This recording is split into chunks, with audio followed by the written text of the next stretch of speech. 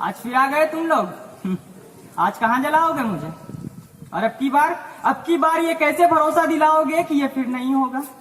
फिर से तुम मुझे नीलाम नहीं करोगे, फिर किसी मजहब का मुझे गुलाम नहीं करोगे।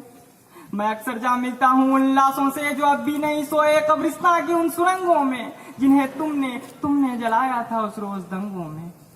किसी ने भगवा किया शामिल तो किसी ने हरा मिला दिया, उन्होंने आज फिर कोई बिस्मिल जला दिया, उन्होंने आज फिर कोई बिस्मिल जला दिया।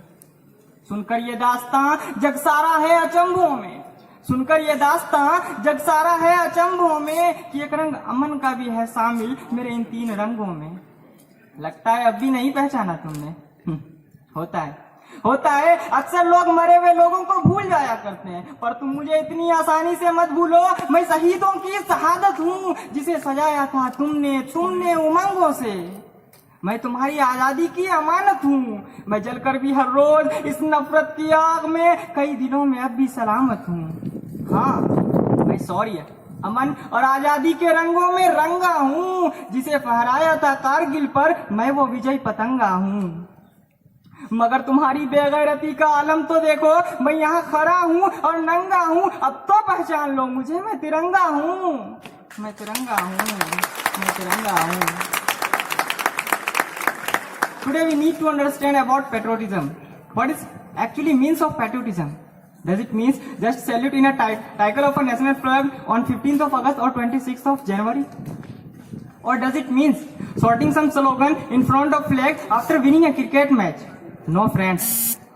It's beyond. Patriotism means love forever our country. At the same time, it doesn't mean hatred for the countries.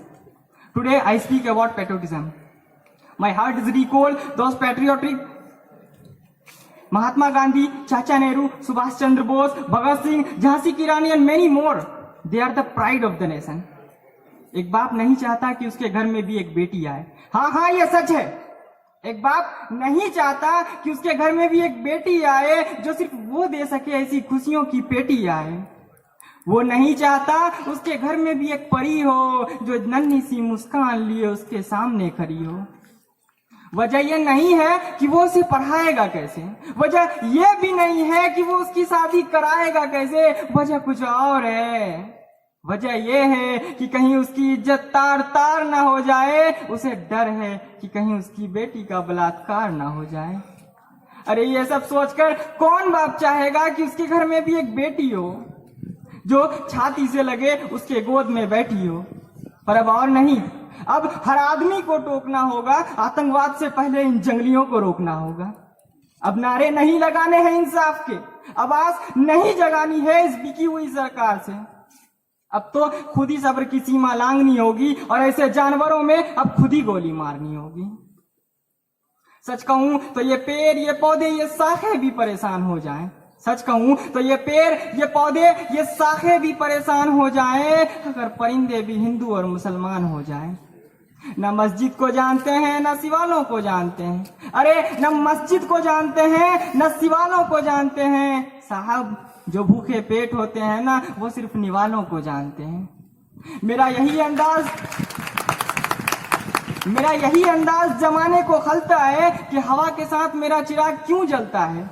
तो कहता ये सोहेल है कि मेरे शहर में दंगा रहने दो, कहता ये सोहेल है कि मेरे शहर में दंगा रहने दो, मुझे लाल और हरे में मत बांटो, मेरे छत पे तिरंगा रहने दो, मेरे छत पे तिरंगा रहने दो, मेरे छत पे तिरंगा रहने दो।